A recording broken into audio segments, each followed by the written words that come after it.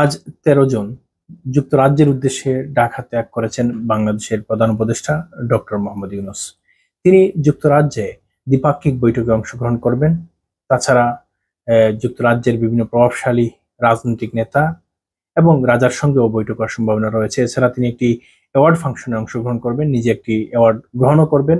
পাশাপাশি বেশ কিছু সেমিনার, সিম্পোজিয়ামে তিনি বক্তব্য রাখার কথা রয়েছে। এছাড়া যে সংবাদটি বাংলাদেশের বিভিন্ন গণমাধ্যমে আজ উঠে এসেছে সেটি হচ্ছে যে বিএনপির ভারপ্রাপ্ত চেয়ারম্যান তারেক রহমানের সঙ্গে একটি বৈঠক অনুষ্ঠিত হবে। সেই বৈঠকে বাংলাদেশের বর্তমান পরিস্থিতি, রাজনীতি, বিচার ব্যবস্থা সংস্কার এবং সর্বোপরি নির্বাচন নিয়ে খোলামেলা আলোচনা হতে পারে। এটি বিএনপির ভারপ্রাপ্ত তারেক রহমান তার পক্ষ থেকেই মূলত বৈঠকটি আহ্বান করা হয়েছে। এই বিষয়ে প্রধান উপদেষ্টার প্রেস উইং থেকে জানানো হয়েছে যে আজকে বিভিন্ন গণমাধ্যমে প্রেস উইং এর যিনি আছেন সচিব তাকে প্রশ্ন করা হয়েছিল এই যে বৈঠকটি সেটির সত্যতা কতটুকু। তখন তিনি বলেছিলেন যে এখন পর্যন্ত আমরা যতটুকু জানি বৈঠকের সম্ভাবনা রয়েছে, তবে সেটি এখনো শতভাগ নিশ্চিত না। তিনি এও বলেছেন যদি বৈঠকটি অনুষ্ঠিত হয় তাহলে বাংলাদেশের রাজনীতি অঙ্গনের জন্য এটি খুবই পজিটিভ দিক এবং বাংলাদেশের বর্তমান পরিস্থিতি পরিবেশ সব মিলে এটি খুবই ভালো দিক। এখন দেখার বিষয় এই বৈঠকটি অনুষ্ঠিত হয় কিনা। না, যদি হয় বৈঠক তাহলে এটা নিশ্চিত যে বিশেষ করে নির্বাচনের সময়সীমা কিংবা বাংলাদেশের রাজনৈতিক পরিস্থিতি, এই দুই বিষয়ে সবচেয়ে বেশি আলোচনা হবে। এছাড়া বিচার, তারপর সংস্কার সব নিয়ে মোটামুটি খুলাসা হবে রাজনৈতিক অঙ্গনে।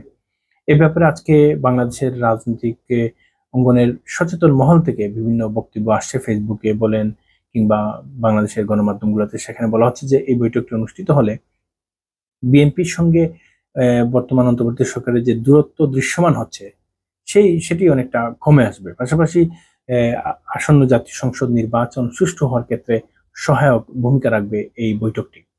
যদি না রাজনৈতিক দলসমূহের সদিচ্ছা, তাদের কালচারগত পরিবর্তন না হয়, তাহলে সরকার যতই চেষ্টা করুক কিংবা নির্বাচন কমিশন যতই চেষ্টা করুক নির্বাচন সুষ্ঠু করা সম্ভব নয় অনেকটা।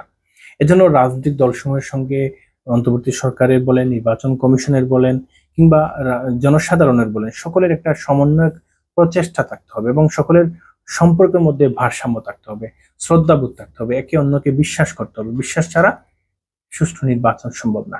সেই বিশ্বাস জাগাতে হলে বারবার বৈঠক, রাজনৈতিক দলসমূহের সঙ্গে বৈঠক করা, রাজনৈতিক নেতাদের সঙ্গে বৈঠক করা এটা স্বাভাবিক ব্যাপার এবং এটা হওয়াও উচিত। এই যে সম্ভাব্য বৈঠকটি জনাব তারেক রহমানের সঙ্গে বাংলাদেশের অন্তর্বর্তী সরকারের প্রধান উপদেষ্টা ডক্টর মোহাম্মদ ইউনূস সাহেবের বৈঠক হবে, সেটি বাংলাদেশের রাজনৈতিক অঙ্গনে সত্যিকার অর্থে পজিটিভ কিছু নিয়ে আসবে এই প্রত্যাশা করছি। আল্লাহ হাফিজ।